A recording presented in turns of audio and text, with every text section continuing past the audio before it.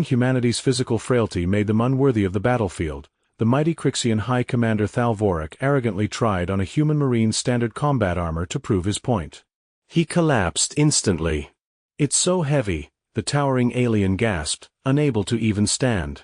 Determined to expose their weakness, he joined Captain Hale's unit on a brutal patrol through a nightmarish alien jungle, only to witness a strength far greater than muscle.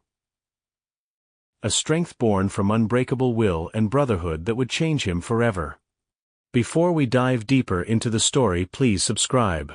It costs you nothing but helps stellar HFY a lot. High Commander Thalvorik of the Crixian Dominion stood like a colossus on the observation deck of the flagship Dominion's Fist, his massive four-armed frame casting a long shadow across the reinforced glass.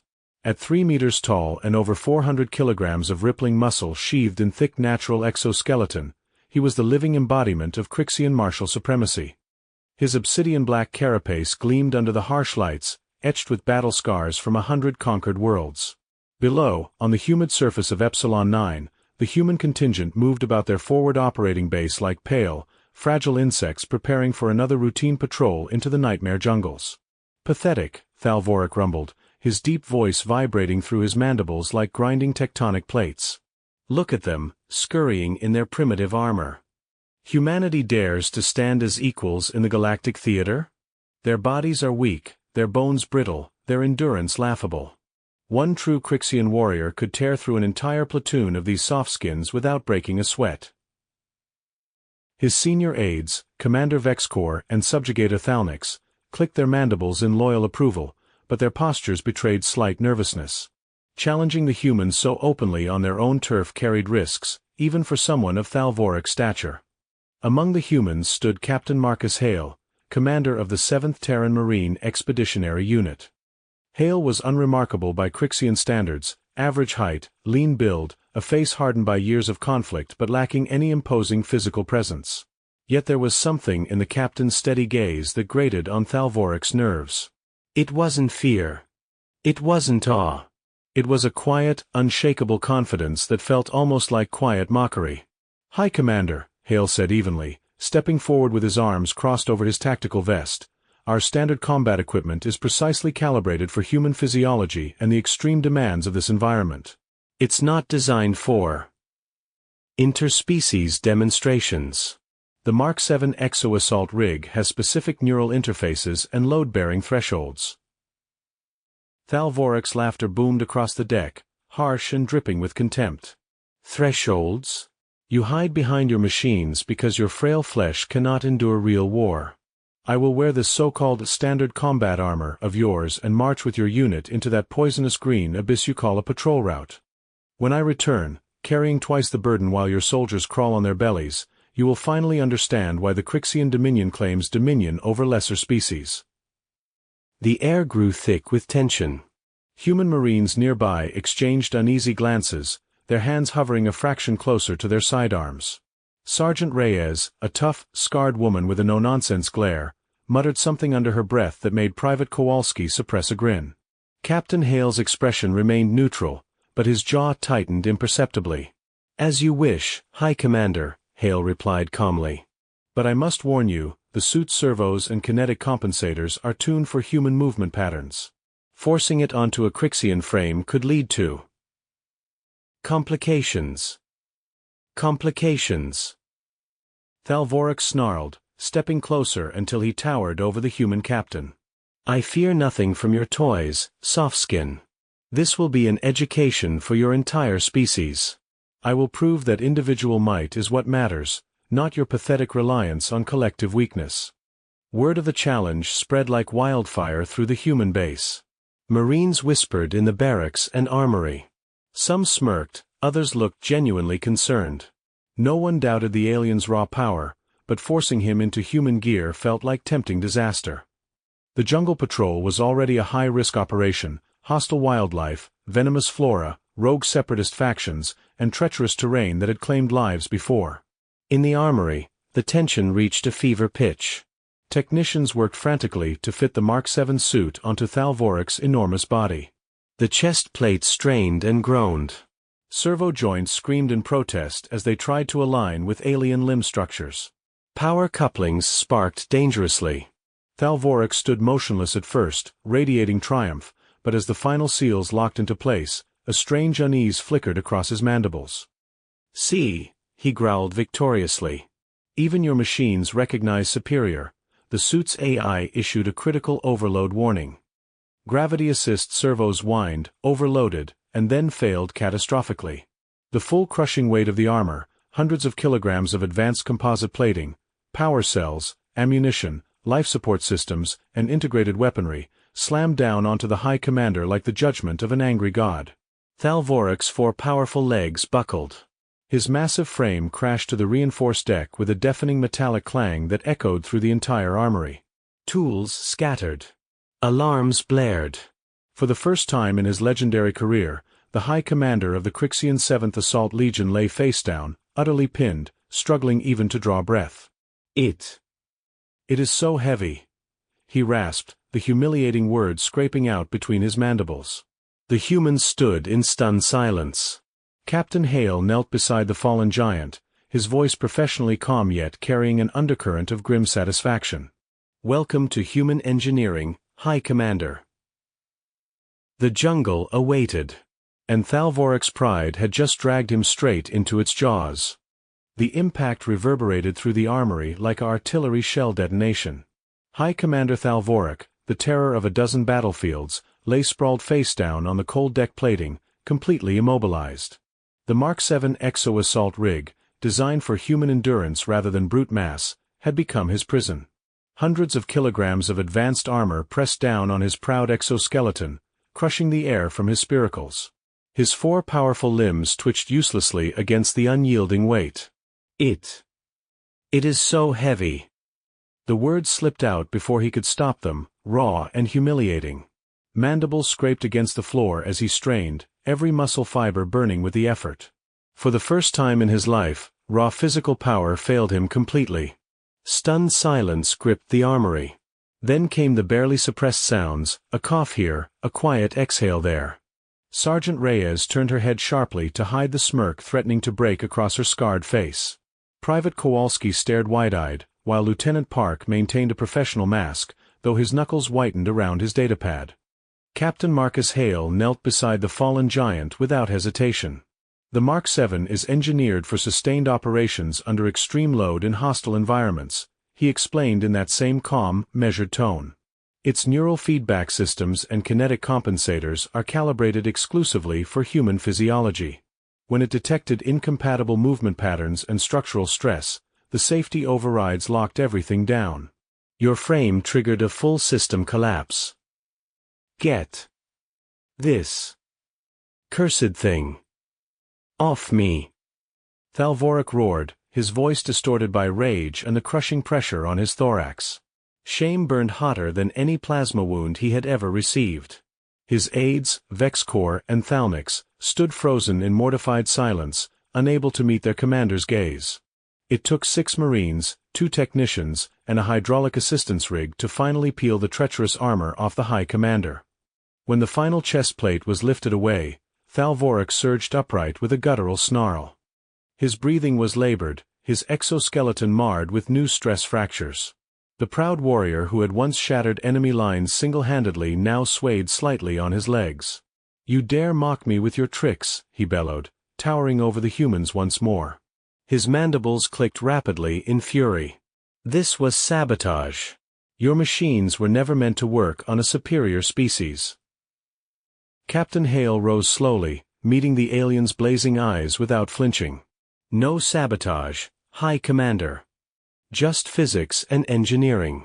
That suit is built to let a human marine carry 70+ kilograms through days of hell while remaining combat effective. Your natural strength is immense, but it doesn't interface with the systems designed to distribute and augment human limitations." Thalvorak's fists clenched so tightly that his carapace creaked. He could feel the eyes of every human in the armory on him, some pitying, most quietly amused. The humiliation tasted like venom in his throat. Retreat now would brand him a coward in front of both species. No. He would not give them that victory. "I will join your patrol regardless," he declared, voice like grinding stone. "Without your treacherous machines. I will march as a true Crixian, natural armor, natural strength. I will carry your heaviest supplies if your weaklings falter. And when the jungle breaks every one of you, I will still be standing tall, watching you crawl. Hale studied him for a long moment, then nodded once. The patrol departs in 4 hours. Jungle Route Omega 7. Venomous flora, 6-limbed raptors, unstable terrain, and possible separatist activity. Pack light if you're refusing armor. And High Commander. Try to keep up. As Thalvorik stormed out of the armory, his aides trailing nervously, the human marines began their final preparations. The atmosphere was electric with tension. No one spoke openly against the alien commander, but the undercurrent was clear. This patrol had just become far more dangerous, and far more interesting. In the hours that followed, Thalvorik brooded in his temporary quarters. The memory of lying helpless on the floor replayed relentlessly. How could something so simple defeat him? He sharpened his plasma glaive with meticulous, angry strokes, imagining the jungle itself submitting to his will. When the patrol assembled under a blood-red sunset, the sight unsettled him more than he cared to admit. 20 Marines moved with quiet efficiency, shouldering packs weighing 70 kilograms or more. Their movements were economical, almost ritualistic. Sergeant Reyes checked her squad with sharp, precise commands. Lieutenant Park coordinated drone overwatch. Captain Hale gave final briefings in a low, steady voice that carried the weight of experience. Thalvorik stood at the rear, carrying nothing but his ceremonial plasma glaive and his wounded pride. He watched the humans adjust straps, share quiet jokes, and lock eyes with one another in silent solidarity. The jungle loomed ahead, a wall of twisted vines, choking humidity, and unseen threats. As the column moved forward and the green hell swallowed them within minutes, Thalvorik felt the first stirrings of unease deep in his core. This was no longer just a demonstration of strength. It was becoming something far more dangerous. The jungle swallowed them alive the moment they crossed the tree-line. One step beyond the clearing and the world transformed into a suffocating emerald nightmare. Vines as thick as a marine's thigh dangled like nooses from colossal trees whose canopies blocked out the sky. The air was thick enough to drink, hot, wet, heavy with the rot of decaying vegetation and the sweet sick stench of poisonous flowers. Bioluminescent insects swarmed in glittering clouds that delivered burning stings on contact. Hidden creatures screamed and chittered in the shadows, their calls echoing like warnings from another planet. High Commander Thalvorik marched at the rear, plasma glaive gripped tightly in 2 of his massive hands. His exoskeleton, which had always been a source of pride, now felt like a liability. Condensation beaded on its surface and seeped into every joint. Within the first hour, the oppressive humidity had turned his movements sluggish. His 4 legs, built for charging across open battlefields, constantly tangled in roots that seemed to shift deliberately beneath his feet. Ahead of him, the human marines moved with eerie discipline. 20 soldiers, each carrying burdens that should have crushed them, maintained a punishing pace. Their Mark 7 suits hummed softly, servos whispering as they redistributed weight with every step. No one spoke above a whisper. Hand signals and encrypted subvocal comms kept the column flowing like a single deadly organism. "Keep tight. Watch your footing," Captain Marcus Hale murmured over the squad channel. His voice remained steady, almost relaxed, as if this green inferno was merely another Tuesday. Thalvorik snorted. "You call this marching? My hatchlings could move faster." Sergeant Reyes, walking point with 2 other Marines, glanced back briefly. "Save your breath, High Commander. You'll need it." The alien warrior pushed harder, refusing to show weakness. But the jungle fought back relentlessly. Mud that looked solid turned into sucking quagmires that pulled at his heavy feet. Thorn vines lashed across his carapace, leaving shallow gouges that burned with mild toxins. Sweat, rare for his species, began leaking from vulnerable seams in his exoskeleton, stinging his eyes. By the 6th hour, even Thalvorik's legendary stamina began to fray at the edges. His breathing grew deeper, more labored. The constant need to duck under low branches and climb over massive fallen logs drained him in ways no battlefield ever had. Yet the humans showed no signs of slowing. When Private Kowalski's ankle twisted badly on a concealed route with a sickening pop, Two Marines immediately shifted his pack weight between them without breaking stride or uttering a single complaint. You see, Thalvorak growled during a 5-minute water break, leaning against a tree whose bark oozed corrosive sap. already one of your weaklings falters. How many more will collapse before nightfall? Captain Hale sipped from his hydration tube, eyes scanning the treeline. He'll be fine. We adapt. We carry each other. That's how we survive places like this. The words unsettled Thalvorak more than he wanted to admit. He refused the offered ration bar, choosing instead to gnaw on a nutrient pellet from his own supplies. The humans' quiet camaraderie felt alien to him, weakness disguised as strength. Yet he could not deny the efficiency with which they operated. As the blood-red sun finally died behind the canopy, true darkness descended like a living shroud. Bioluminescent fungi cast ghostly blue and purple light across the jungle floor, turning shadows into threatening shapes. That was when the first real attack came. A piercing shriek split the night. Then another. And another. 6-limbed epsilon raptors, nightmarish predators with venomous barbs and razor-sharp claws, dropped from the canopy like living shadows. Their sleek bodies blended perfectly with the darkness until they struck. Contact. Raptors. Hale shouted. Chaos erupted. Thalvorak roared in savage delight and swung his plasma glaive in wide, devastating arcs. Superheated plasma carved through two raptors instantly, exploding their bodies in sprays of superheated gore. He reveled in the violence, finally in his element. But the humans fought with a cold, terrifying precision that chilled even him. They didn't roar. They didn't waste movement. Sergeant Reyes dropped to one knee and fired 3 perfectly placed rounds into a raptor's vulnerable eye socket while simultaneously dragging a wounded Marine behind cover. Lieutenant Park called in micro-drone strikes that shredded a flanking group with surgical explosions. Private Kowalski, despite his injured ankle, laid down suppressive fire with one hand while applying a combat tourniquet to himself with the other. A massive alpha raptor lunged at Thalvorak from behind, jaws wide. Before he could pivot, Captain Hale fired a controlled burst that crippled its hind legs, then calmly finished the beast with a fragmentation grenade. The blast showered both of them in blood and shredded foliage. You assisted me? Thalvorak panted, surprise cutting through his battle haze. We're on the same patrol, Hale replied, already reloading. Keep moving, High Commander. They hunt in packs. The 11-minute fight left 3 humans wounded. None fatally. As the survivors quickly patched each other under the ghostly bioluminescent glow, sharing painkillers, redistributing ammunition, and checking vitals, Thalvorak stood among them, chest heaving. For the first time, a sliver of genuine doubt crept into the High Commander's mind. These fragile humans were enduring what should have broken them. And the jungle was only getting started. The jungle refused to let them rest. After the raptor ambush, the patrol pushed deeper into uncharted territory under a sky that grew heavier by the hour. Thalvorak's body ached in ways he had never experienced. His once mighty exoskeleton, now slick with condensation and alien blood, felt heavier with every kilometer. Minor cuts from thorns and barbs burned with slow-acting venom that made his joints stiffen. Pride alone kept him moving. Day 2 brought the storm.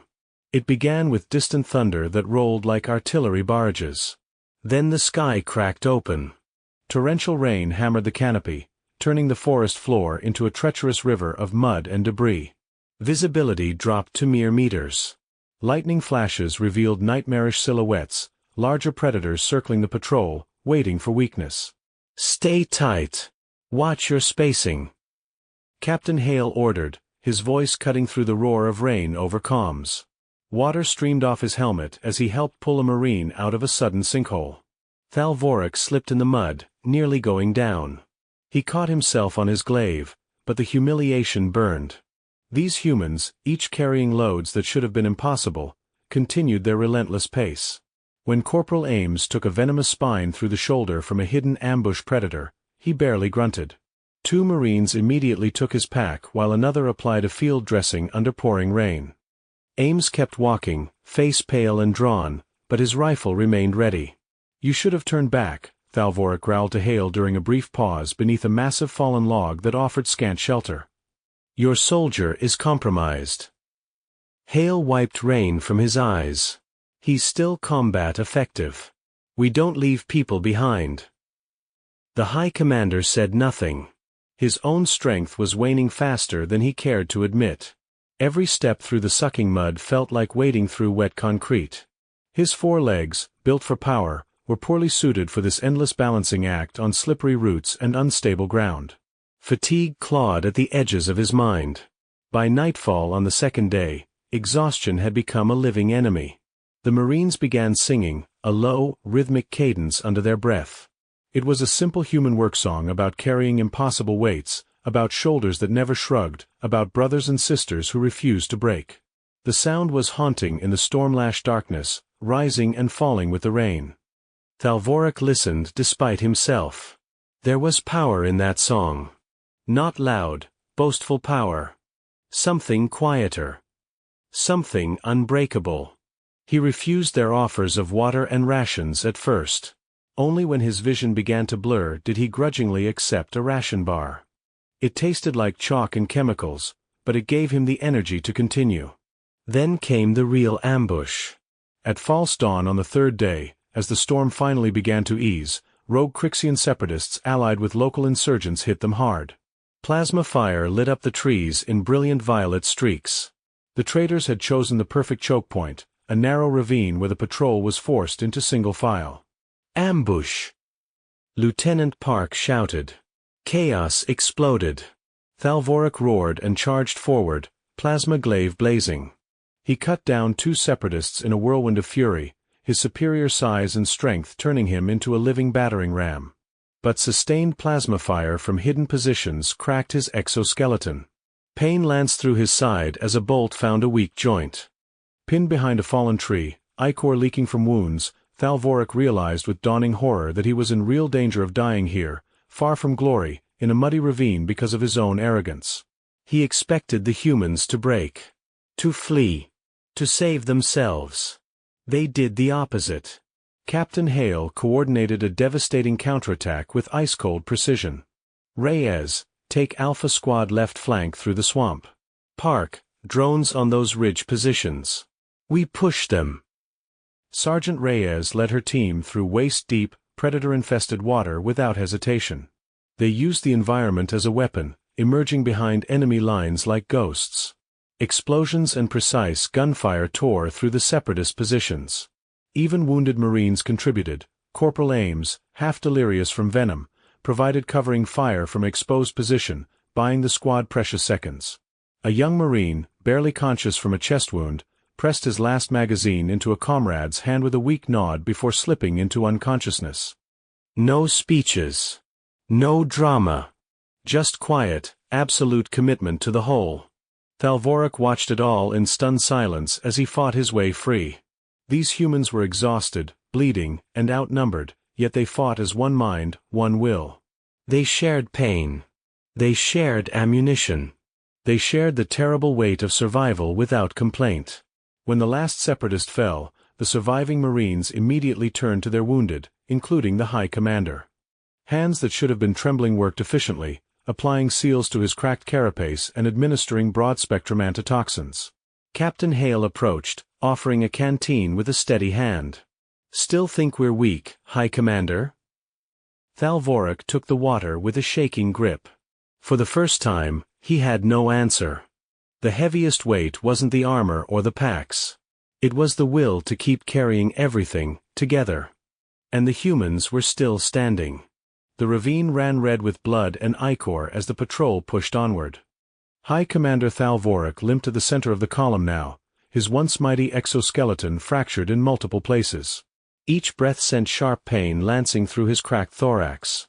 The separatist ambush had cost them dearly, ammunition was critically low, 3 Marines were seriously wounded, and the jungle seemed determined to finish what the traitors had started. Yet the humans refused to slow down. Extraction point is still 40 kilometers away, Captain Marcus Hale announced during a desperate resupply stop. His voice was hoarse but carried the same unshakable command. We push through the night. No stopping unless we're fighting. Thalvorak wanted to protest. His body screamed for rest. The venom in his system made his vision swim and his limbs tremble. But watching the Marines redistribute what little supplies remained silenced him. A soldier with a shattered forearm used his good arm to help carry a heavier pack for a comrade whose leg was barely functional. Corporal Ames, pale and sweating from the venom coursing through him, still walked point with Reyes, calling out hazards in a weakening voice. "How?" Thalvorak rasped to Sergeant Reyes as they trudged through another choking stretch of thorn-choked undergrowth. "How do you continue when your bodies are failing?" Reyes spat blood-tinged saliva and kept moving. "Because the guy next to me is doing the same damn thing. We don't quit on each other." The words struck deeper than any blade. Thalvorak had always fought for personal glory and Crixian dominance. These humans fought for something far more dangerous, each other. Night brought fresh terror. A massive swarm of arboreal predators, sleek, gliding reptilians with paralyzing neurotoxin barbs, descended upon them from the canopy. The attack came without warning. One Marine was yanked upward screaming before precise gunfire brought him crashing back down, alive but critically injured. Thalvorak fought like a demon, his plasma glaive carving glowing arcs through the darkness. He saved 2 Marines by sheer brute force, smashing predators aside with his massive fists when his weapon ran dry. But for every creature he killed, 2 more seemed to take its place. Exhaustion made his swings slower, sloppier. A barb caught him in the shoulder, sending fire racing through his nervous system. He stumbled. For a terrifying moment, the High Commander of the Crixian 7th Assault Legion thought he would fall and never rise again. Then hands grabbed him. Human hands. Captain Hale and Lieutenant Park hauled him upright while still firing at the swarm. "On your feet, Commander. We're not losing you here." The battle became a blur of muzzle flashes, screams, and desperate calls for ammunition. When one Marine ran dry, another tossed him a magazine without hesitation. When Private Kowalski collapsed from blood loss, Sergeant Reyes carried him over her shoulder while continuing to fight. They moved as a single, battered organism, bleeding, exhausted, but never broken. Thalvorak witnessed something he had never seen in all his conquests, a species that grew stronger under impossible pressure. Not because of individual power, but because they refused to let their weakest link snap. During a momentary lull, as the swarm retreated to regroup, Hale knelt beside the High Commander and applied a makeshift seal to the worst of his wounds. Their eyes met in the bioluminescent glow. "You were wrong about us," Hale said quietly. "We're not frail because we lack strength. We're strong because we carry what should break us. Together." Thalvorak's mandibles clicked weakly. "I see it now." But the jungle had one final test. As false dawn approached, they reached the River of Knives, a violent waterway filled with jagged rocks and bioluminescent predators. The only crossing was a narrow, decaying rope bridge swaying high above the deadly waters. Half the patrol was barely conscious. The wounded needed to cross first. Thalvorak volunteered to go last, guarding the rear. As the final healthy Marines helped the injured across, a new threat emerged. Surviving Crixian separatists had tracked them and opened fire from the opposite ridge. Plasma bolts chewed through the bridge supports. "Move!" Hale shouted. The bridge began to collapse. Thalvorak made his choice in that instant. With the last of his strength, he charged across the disintegrating bridge, using his massive body to shield the final Marines. Bolts slammed into his back, cracking his carapace further. Pain blinded him. But he kept moving, carrying a wounded Marine in 2 of his arms while firing his recovered sidearm with another.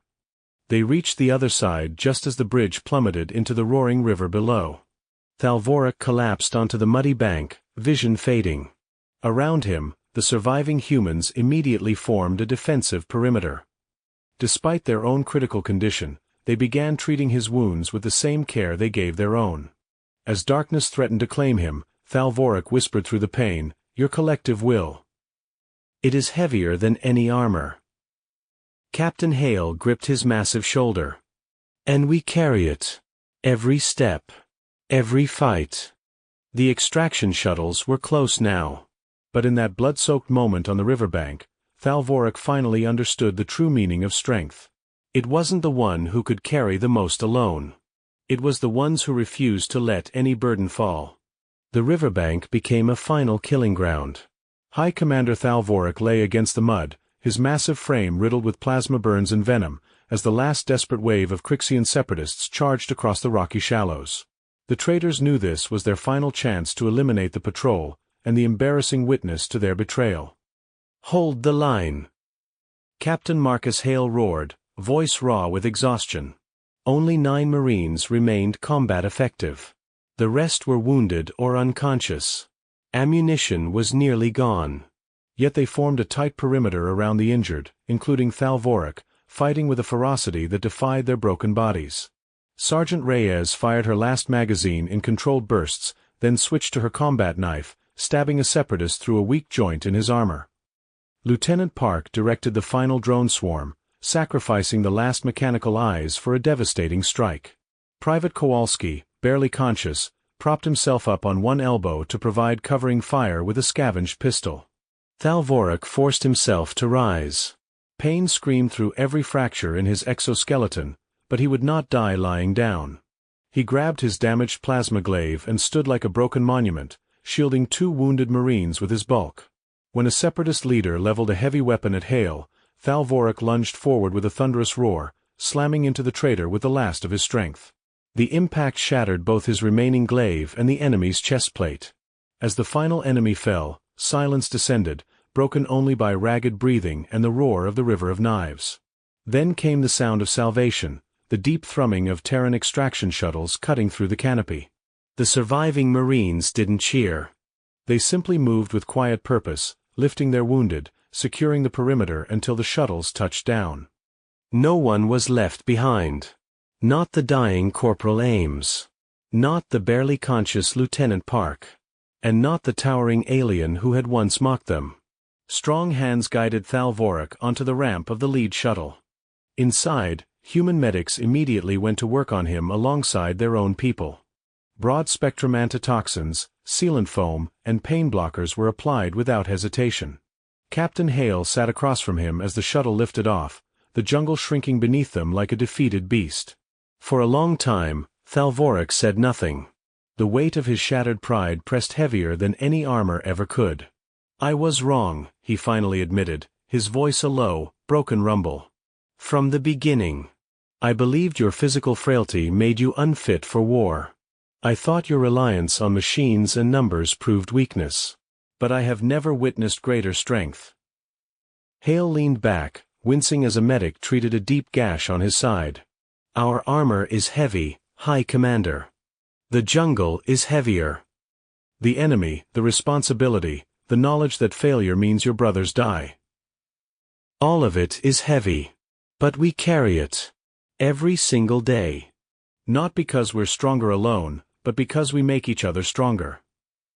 Thalvorik watched the medics move between human wounded with calm efficiency. A young Marine, barely out of training, held the hand of a dying comrade and whispered encouragement even as tears cut tracks through the blood and dirt on his face. Another laughed weakly at a dark joke from Sergeant Reyes, the sound raw but genuine.